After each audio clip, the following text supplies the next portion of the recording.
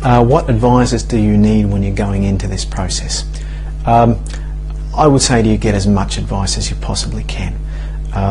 There are advisors and there are quality advisors, and there's a series of questions that you should ask when choosing an advisor. I'll come to that in a minute.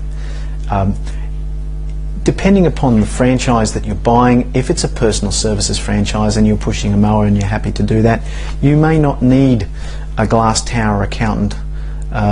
You may not need a glass tower lawyer. Obviously, the amount of money that you expend depends upon the resources that you call into doing this job, but there's a minimum standard of information that you need.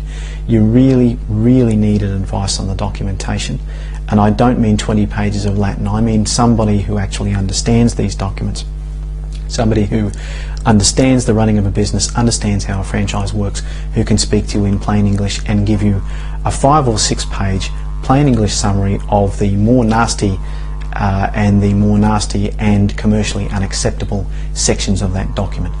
That advice is not a substitute for reading and understanding the entire document.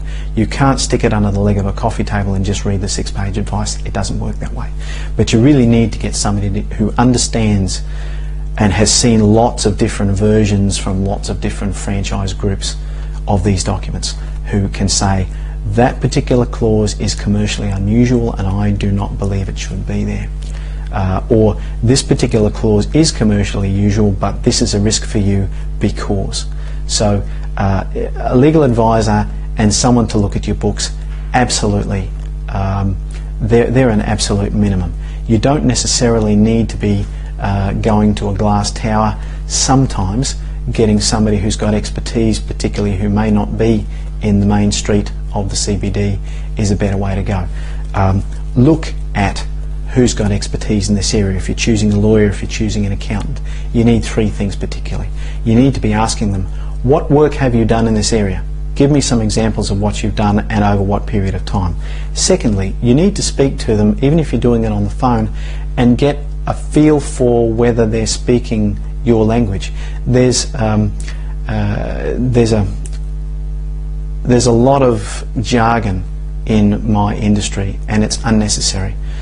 If you're paying for this advice needs to be coming to you in plain, simple language, in words you can understand, in lumps that you can do something with. If you're not understanding your advisor, get rid of him. Get an advisor that you can understand. The third thing that you really need is confidence.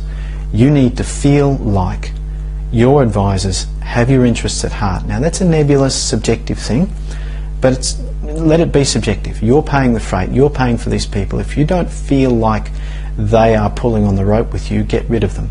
Even if it's us, go and see your advisors and say, I am not confident that you have my interests at heart, that you've got my back. What are you prepared to do to give me that confidence? And if you don't get an answer that's satisfactory, get another one. You're paying for this. The stakes are very high with any purchase of this kind, and you need to feel like the information that you're getting is usable, you understand what your options are, you're getting a recommendation out of that list of options that you can accept and understand. You might not accept that recommendation. Your advisor might give you 4 options and recommend option B. It's perfectly open to you to say to your advisor, look, I understand you've recommended that option and I understand what you've said to me. I don't want that option. I want option C. If your advisor says you can't do that, get rid of him. You're paying for advice. You're not paying to be told what you can and can't do. Your accountant and your lawyer are there to give you information, provide you with options and recommendations. Ultimately, if you make the wrong choice, you're paying the cost and you're getting the wreckage, so you should reserve for yourself the right to make that decision after you've got all the information and after you've had the recommendation from your advisor.